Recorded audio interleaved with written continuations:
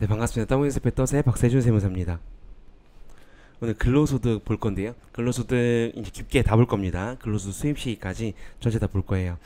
그래서 시간 구애받지 않고 하겠습니다. 자, 근로소득 정의는요. 관계, 고용관계가 종속적 지위를 가지고 근로를 제공한 모든 대가, 이게 중요한 게 모든 대가입니다. 명칭, 방법, 불문이라고 제가 써놨죠. 그래서 우리가 뒤에서 공부할 비과세 빼고는요. 모두 다 과세라고 보시면 돼요. 자, 우리가 지금 종합소득세 다 하는데 24년이죠. 그래서 현재까지 개정된 거를 반영해서 같이 설명드릴 겁니다. 그리고 이게 이 강좌는 이 근로소득 찍고 다음에 연금이죠. 연금, 공적연금이랑 사적연금 찍고요. 플러스 기타 소득 찍으면 끝이 날 것 같아요, 이번에는. 그래서 조금 루즈해져서 죄송합니다. 요건 원래 빨리 올려드리려고 했었는데 양해를 구하고요. 자, 그래서 보면 과세근로소 소득세법상 이렇게 돼 있어요. 이와 유사한 성질이라고 돼 있습니다. 그래서 봉급, 급료, 보수, 세비, 임금, 이게 명칭 그리고 방법, 불문이라는 거예요. 그리고 상여를 받은 거 당연히 그렇게 되고요. 인정상여 봅시다. 인정상여는 이게 우리가 법인세에서 나오는 거죠. 법인세.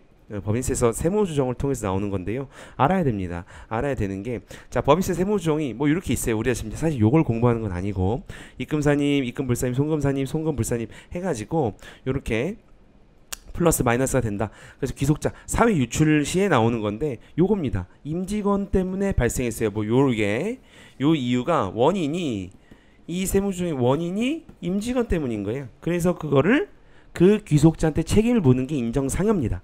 그래서 됐고요. 그래서 보면은 이 퇴직함으로써 받는 거 퇴직소득에 속하지 않은, 퇴직소득세가 훨씬 적어요. 퇴직소득을 받으면 한 번에 받기 때문에 되게 공제를 많이 해줍니다. 그래서 이 퇴직소득 이건 임직원만 해당이 돼요. 야, 임직원 임원만 해당이 됩니다. 직원 해당이 안 돼요.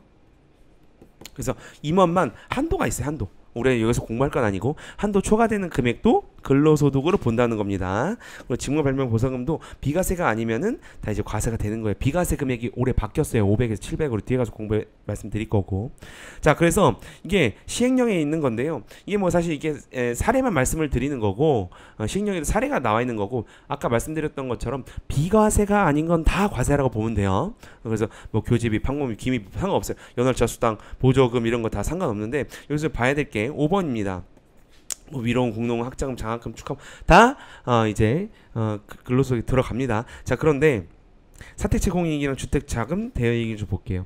사택 제공 대여 이거 좀 잘 봐야 돼요. 이거 좀 다 까놓고 볼게요. 이렇게 여기 보면은 여기 좀 먼저 나왔는데, 자, 일단 먼저 사택 제공, 사택을 제공한 겁니다. 주택 자금 대여, 주택 자금, 이제 직원이 이제 아파트를 사거나 주택을 사거나 할 때 돈이 모자라서 회사한테 빌린 거예요. 그래서 회사가 빌려준 거지. 회사가 임직원에게 빌려준 거예요. 임직원에게 빌려준 거예요. 그 대여 이익입니다. 그럼 그거와 관련된 직원이나 임원의 그 이익이 있겠지. 그걸 어떻게 하는지에 대해서 볼 건데, 먼저 일단 출자 임원이랑 비출자 임원을 나눠야 돼요. 출자 임원은 뭐예요? 그렇죠. 임원이면서 주주인 거지. 비출자는 주식이 없는 거니까 그 회사의 한마디로. 그리고 사용인 직원이고, 소액주주 임원은 이렇게 돼 있어요. 지분율이 1% 미만이야. 그리고 액면가가 3억 원 미만인 자는 소액주주 임원인데, 요렇게 한 그룹 따로 일단 공부를 해야 되고요, 우리가. 그리고 사택 제공이익이 유지빈지 아니면 무상저가인지, 아니면 주택도 마찬가지지. 무상으로 아예 이자를 안 받을 수도 있고 저리로 받을 수도 있죠. 그죠? 그거에 대해서 어떻게 하겠냐? 요걸 다 때립니다. 이렇게 송금물상임 상임, 입금 상임 상임, 사실 요건 알 필요 없어요. 하지만 어쨌든 출자이면 뭐다? 다 법인세에서 이런 세무조정이 나와요. 그래서 어떻게 됐냐? 요것도 원래는 입금상 주택자금 대행이 이게 좀 독특한 게, 여기 보면은 입금 상여라고 해서 중소기업 제외라고 됐죠. 여기 중소기업 제외가 얼마 안 됐습니다. 한 3, 4년밖에 안 됐고, 입금 상임 상여 요것도 원래 이게 직원이었어도요. 주택자금 대여를 통해서 이 직원이 혜택을 받은 게 있으면 그거를 연말정산할 때 근로소득을 잡았었어요. 그런데 중소기업 직원이 제외가 됐죠. 그래서 요거 체킹하셔야 됩니다. 그래서 뭐 시가보다 저가로 사, 그럼 요 빨간 부분에 대해서 어떻게 했다는 거예요? 이렇게 요 빨간 부분을 이렇게 다 하겠다면 이것도 마찬가지예요. 법인세에서 세무조정이 나오면 뭘 한다? 요렇게 다 바뀌어가지고 근로소득이 된다는 겁니다. 근데 여기서 뭐라고 했어요? 요거는 중소기업 직원은 제외예요. 그죠? 오케이. 넘어갑니다. 종업원을 위하여 사용자가 지급하는 보너를 한번 봅시다. 원래는 근로수의 원칙이에요. 그런데 예외적으로 단체 순수성이 단체입니다. 단체. 핵심은 단체예요. 연치 10만 한도까지입니다. 단체 직원 전체가 같이 들어가요. 그랬을 경우에는 연치 10만 원까지는 비과세 주겠다는 겁니다. 원래는 근로소득이지만 임원 직원 손해배상금도 예외. 이건 회사가 받기 때문이에요. 회사가 수령을 하기 때문에 보험금을. 이건 근로자가 아니지. 그죠? 오케이, 됐고요. 자, 그리고 주식명의 선택권 행사의 기준 간단합니다. 근무하는 법인이나 그 근무하는 특수환경, 예를 들어서 현대자동차야. 근데 현대 글로비스 있죠. 뭐 그런 데서 받은 거야. 근무 시에 했으면 근로소득이고요. 만약에 퇴직 시에 했어요. 그럼 기타소득이고, 고용관계가 아예 없어. 그럼 기타소득입니다. 됐죠? 그래서 요것만 체킹하시면 됩니다. 됐고요. 넘어가고, 자, 이제 비과세를 잘 공부해야죠. 비과세가 또 올해 또 개정이, 작년에도 개정 정말 중요한 게 됐고, 올해도 또 개정이 된 게 있어요. 가봅시다. 학자금 교육비. 일단은 회사로부터 학자를 받는 게 있어요. 예를 들어서 업무와 관련이 있어. 제가 예를 들어서 저는 이제 회사 다니지만, 예를 들어 회사를 다녀. 세무법인에 다녔죠, 저도. 그런데 그 세무법인에서 얘를 조금 더 잘 활용하고 싶은 거야. 회사 입장에서. 그래서 얘를 세무대학원을 보내줬어. 그런 세무법인은 극히 드뭅니다. 어쨌든 됐어. 그러면 업무와 관련해서 있는 거지. 그죠? 그럼 회사의 지급 기준이 있겠죠? 그리고 요거예요. 3번. 교육기간을 초과해서 그러면 예를 들어서 6개월 이상 교육을 받았어. 한 학기를 했어. 그러면 그 교육기간 6개월 이상 초과로 근무를 해야 돼. 그러니까 먹튀 방지. 먹튀할 수도 있잖아. 그죠? 먹튀 방지입니다. 그랬을 경우에는 뭐다? 비과세입니다. 됐죠? 다 요건 충족하죠. 대부분. 그죠? 되는 거고, 근로자금도 당연히 되는 건데, 자녀학자금은 당연히 과세입니다. 그냥 받는 거. 근데 자녀학자금인데 사내근로복지기금으로부터 받는 게 있어요. 회사로부터 받는 게 아니야. 여기 기금으로부터 받는 거예요. 요거는 비과세를 줍니다. 됐죠? 됐고요. 그리고 뒤에서 우리가 교육비 세액공제, 우리가 연말연산 제가 대체 강의를 할 거지만 교육비 세액공제에서 이제 나오는 건데요. 예를 들어서 비과세를 학자금 받았어요. 내가 지금 비과세 받았으니까 세금을 내지 않죠. 그럼 뒤에서는 세액공제를 못 받습니다. 뭐 간단한 거예요. 200만 원을 빼줘야 된다는 거 빼줘. 왜? 비과세니까. 내가 세금을 안 내는데 세액공제 해줄 순 없잖아요. 간단한 얘기입니다. 간단한 얘기 갑시다. 실비변산적 잘 외워야 되죠. 실비변산적은 이렇게 돼 있어요. 이렇게 돼 있는데 일직료, 숙직료, 여비 봅시다. 일직료, 숙직료, 여비 전액이에요. 실비변상 이게 뭐야? 회사가 원래 회사 돈으로 써야 돼요. 회사 돈으로 써야 되는 건데 그 실비를 직원이 쓴 거야. 그럼 사실 실비를 변상해 준 거죠. 회사가. 그리고 그거만큼은 다 비과세를 해주는 게 맞는데 한도가 있는 것들이 있다는 거예요. 예를 들어서 자가운전 보조금 20만 원 한도 있죠. 근데 일직료, 숙직료, 여비는 전액입니다. 됐어요? 오케이. 여비 동그라미 하시고 동그라미. 요걸 질문을 실무에서 많이 하세요. 근데 뭐 제가 여기서 실무까지는 좀 말씀드리기가 그렇고 뭐 그게 편법이 될 수도 있어서 어쨌든 그럼 자가운전 보조금 봅시다. 자가운전은 제가 뭐라고 써놨어요? 종업원 소유 차량이어야 됩니다. 그리고 다 여기서 정리할게요. 연구 보조금 좀 제가 좀 간단하게 한 거 연구 보조금도 원래는 해당 사항이 있어요. 근데 좀 넘어가고요. 기자 취재 수당, 위험 수당 차용 전액이고요. 천재지변으로 인한 전액입니다. 이전 지원금 뭐 이건 한시적으로 이제 뭐 세종 옛날에 내려갔을 때 그때 20만 원씩 해줬던 게 있어요. 어쨌든 이렇게 되는데 여기서 자가운전 보조금 잘 봐야 돼요. 자가운전 보조금이 중요한 게 있습니다. 종업원이 소유하거나 본인 명의로 임차도 돼요. 원래 임차가 없었어요 옛날에. 임차로 되고요. 그리고 시내 출장입니다. 제가 동그라미 쳐놨죠. 종업원은요 본인 차량인데 공동명의 많잖아요 요즘. 아버지랑 아들 이렇게 왜 공동명의래요? 보험료 싸게 하려고 그런 거잖아 사실은. 그죠? 취득세 좀 아끼고. 그래서 그런 건데 그 공동명의는요 부부 공동명의만 됩니다. 됐어요? 오케이. 다른 거 안 된다는 거예요. 본인 차량이나 부부 공동명의 되고 시내 출장이에요 여러분. 시외 출장은 한도가 있는 거야 없는 거야 그럼? 여기 아까 시외 출장은 한도가 없는 거지. 좀 약간 실무 강의가 되는데 어쨌든 이렇게만 좀 할게요. 됐고요. 됐습니다. 사용자 부담은 4대번 봅시다. 사용자는 여기서 회사를 말해요. 사용인이 직원입니다. 법에서 다 이렇게 돼 있어요. 자 그러면 우리 50%를 내죠. 이 회사가 50% 내주고 4대 보험을 50%는 직원이 냅니다. 그죠? 근데 이 50%가 사실 어떻게 되는 거야? 예를 들어서 연금 9% 볼게요. 연금 9% 보면 4.5%는 직원이 내고 4.5% 회사가 내주죠. 이 회사가 내준 거 봅시다. 이 회사가 내줬어. 이렇게 국민연금공단에. 자 그럼 여러분이 나중에 요 9%를 낸 거를 연금을 돌려받죠. 그죠? 뭐 그러니까 못 돌려받을 수 있잖아요. 그런 말 하지 말고 나중에 돌려받을 수 어쨌든 있는 거잖아요. 일단은 그죠? 9% 돌려받아 4.5% 돌려받아. 9% 돌려받습니다. 회사가 대신 내주는 거야 그냥. 그래서 세법에서 어떻게 보냐, 야 네가 받아, 네가 받고 원래 내는 거야, 그죠? 그래서 사실 이게 뭐냐, 비과세로 이렇게 안 돼 있으면요 과세입니다. 이해됐어요? 근데 비과세를 해준 거야 이거를. 이해 갔죠? 오케이. 그래서 50% 내준 것도 비과세 해준다는 겁니다. 자, 그래서 이렇게 돼 있으면 요거는 이제 직원이 내는 거죠. 자기가 부담하는 거고 돼 있는데, 요거는 자기가 내는 거고, 당연히 이거는 뭐 근로소득이 아니지. 자기가 받은 거에 대해서 50% 내는 거니까 떼고 받잖아 우리가. 그런데 요 50% 말하는 거, 회사가 50%는 자 일단 너가 받아, 너가 받고 너가 내는 거지. 세법에서는 이렇게 봐야지. 그래서 이거 원래는 과세가 맞지만 비과세를 해줄게 라는 거예요. 됐죠? 오케이. 그래서 법인에서 비용 처리되고요. 근로소득자는 요거는 비과세이기 때문에 과세 근로소 들어가지 않습니다. 그리고 요 자기가 낸 거는 당연히 보험료 소득공제가 되죠. 자, 그런데 문제는 이렇게 아니고 대납해 주는 경우가 있어요.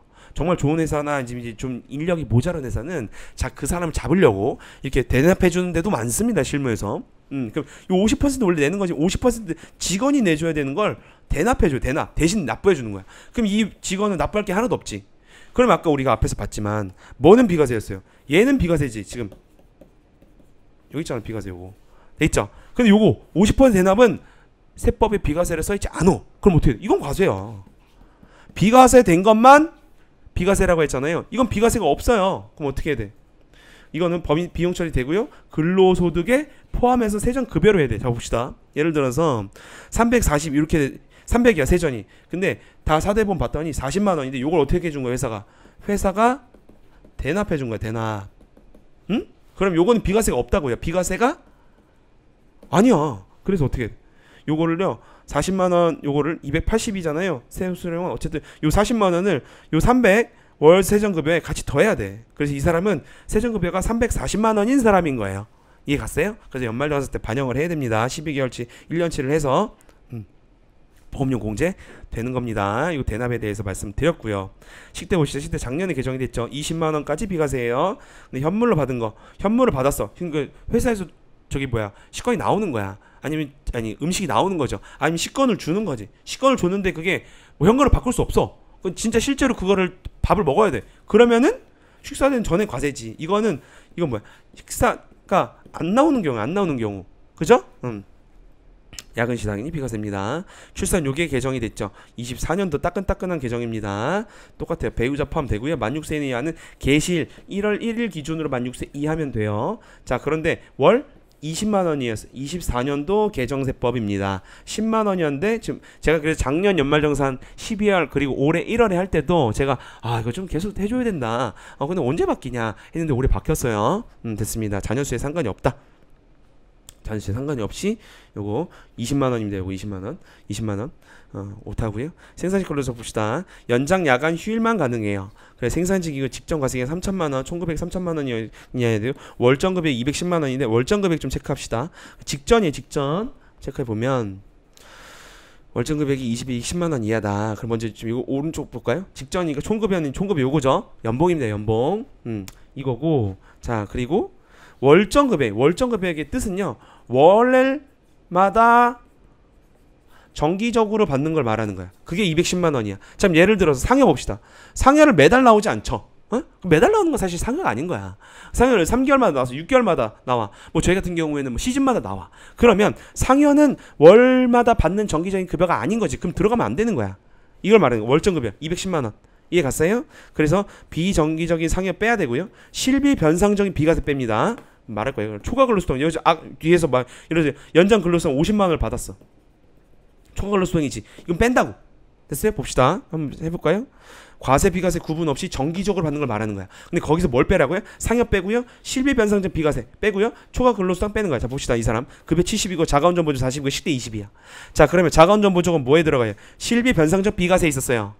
그러니까 공부하는 사람들은 실비 변상적인 비과세랑 다른 비과세를 따로 구분해서 외워야 돼요.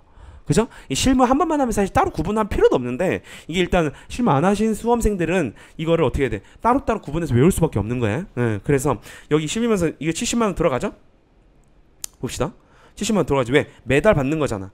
자가운전 보조 40만 원 중에서 뭘 빼래요? 실비 변상 비과세 빼래. 근데 뭘? 20만 원만 비과세지. 40만 원에서 20만 원 빼야지. 그죠? 그래서 20만 원은 포함이지. 이해 갔어요? 그리고 식대 20만 원 이거 넣어야 돼 안 넣어야 돼? 11만 비과세가 아니잖아. 그냥 비과세잖아. 그래서 20만 원은 들어가야 되는 거야. 이렇게. 이해 갔어요? 빼는 게 아니에요. 그래서 월정 금액이 얼마야? 110만 원인 거지. 이해 갔어요? 오케이, 넘어가고요. 직무배송 연 700만 원. 한 이것도 개정입니다. 24년도 500이었는데 700으로 개정이 됐어요. 기타 비과세 봅시다.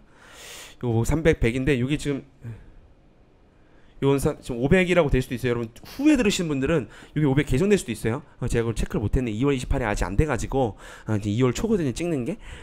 이 500으로 개정된다는 개정안이 들어와 있는데 이건 좀 보겠습니다. 300 일단 500 일단 체크만 해두세요. 뒤에 분들은 500으로 개정되면 이거 보면 돼. 됐고 나머진 100이고 실업급여, 출산, 육아휴직급여 다 복무 중 유족보상금 다 비과세가 됩니다.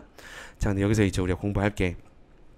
자, 그래서 총 금액 우리가 지금 과세인지 비과세인지 공부한 거고요. 근로소득 공제 보시죠. 한도 2천만 원인데 이렇게 빼줘요. 그래서 모든 소득은요 수익에서 비용을 빼는 거야.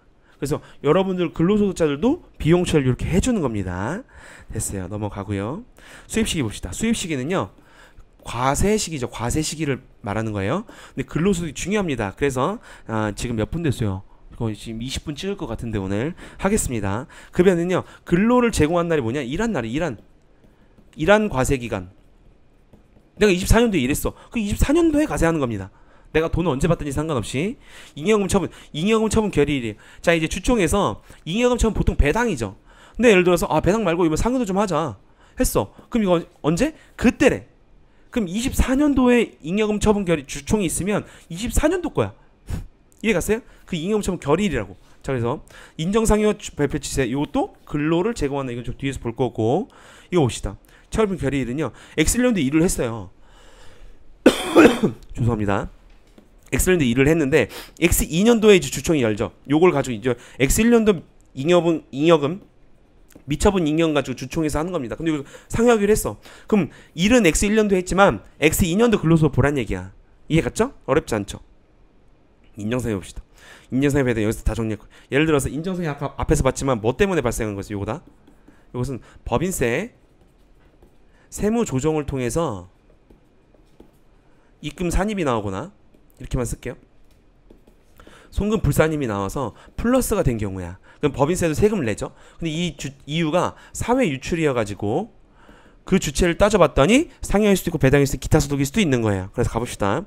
업무용 승용차 업무보관 비용 500만 원이 나왔어. 그럼 이거 몰라. 지금 이건 제가 지금 공부할 게 아니고 여기서 제 법인세 강의를 보시면 되고, 송금물세 500 사회 유출이 나왔어요. 근데 그 보니까 임직원이야. 이게 임직원이 쓴 거야? 임직원 때문에 나왔네. 그럼 너네 근로소득을 때려라는 겁니다. 송금물세 상여가 되죠. 이 인정상여. 그래서 근로소득이 돼요. 이 사람들의. 그리고 연말정산에 넣어야 됩니다. 그래서 근데 이게 뭐라고요? X1년이라고. 이게 원래 X2년에 하죠. 그 다음 년도 차기 하잖아요. 상관없어. 무조건 근로를 제공한 날이라는 거야. 그래서 요 X1년에 근로소득이 돼야 된다는 겁니다. 그래서 이거 빨리 세무조정이 돼서 연말정산 전에 끝나야 돼요. 됐고요. 근데 예를 들어 세무조사 나왔어. 그 후에 한 X5년에 세무조사 나와서 이거 보니까 야 이거 뭐야? X1년도 이거 법인 이거잖아. X5년에 하더라도 언제라고 인정상에는? 그렇지. 근로를 제공한 때라고. 그래서 그때 걸 수정신고해야 되는 겁니다. 됐죠? 근데 이제 봅시다. 임직원 말고 주주일 수도 있고요. 이렇게 기타사. 기타사는 이제 다른 사람 말이에요. 주주도 아니고 임직원도 아니고. 예를 들어서 대표적인 사람이 뭐 대표님의 사모님, 대표님의 자제분들이, 그래서 사모님, 아들 뭐 이렇게 제가 그림으로 그린 거야. 그랬을 때 기타소득, 배당 다 뭐예요? 배당소득, 기타소득이 되는데 시기는 뭐예요? 그쵸. 결산 확정이래. 결산 확정. 결산 확정이라는 건 요 X 1년 다음에 결산이 확정되죠. 3월에. 그러니까 X 2년도 꼴로 보라는 겁니다. 됐죠? 자, 그리고 근로소득은요. 이렇게 상용직이랑 일용직이 있어요. 상용직. 그래서 이렇게 원천징수하고 그다음 연말정산을 합니다. 이 연말정산은 제가 이미 올려드렸어요. 초에. 그래서 그걸로 대체합니다. 연말정산 강의도 한 10개 돼요. 다 공부하셔야 되고. 매월 4대 법률 때예요. 그죠? 그래서 연말정산을 한다라고만 제가 체킹하고 넘어가고. 자, 일용직 근로자가 있어요. 일용직 근로자는요. 소득세법상 3개월 미만 고용이 된 사람입니다. 건설업은 1년인데요. 넘어가고요. 4대 보험 넘어갑니다. 분리과세를 끝나는, 분리과세는 우리가 처음에 공부했죠. 어떻게 돼요? 완납적 원천징수로 과세가 종결되는 거야. 그죠? 그러면 원천세는 어떻게 해? 그 1급에 10원원 빼고 6% 곱하고 1만 55%인데 요거는 다 그래서 종합소득 합산 신고를 안 합니다. 분리과세가 원천징수로 끝나는 거야. 근데 원천징수 된 금액이 이 금액이라고. 그래서 요거 보면은 소득공제 15만 원을 해주고요. 일용직도요. 6%가 최저세율입니다. 우리 공부했죠? 세율, 그죠? 그리고 세액공제도 해주는 거야. 이게 다 들어가 있는 거죠. 됐죠? 그래서 이렇게 2.7% 실면서 2.7% 막 그러거든요. 요걸 곱한 게 2.7%입니다. 어쨌든 넘어가고요.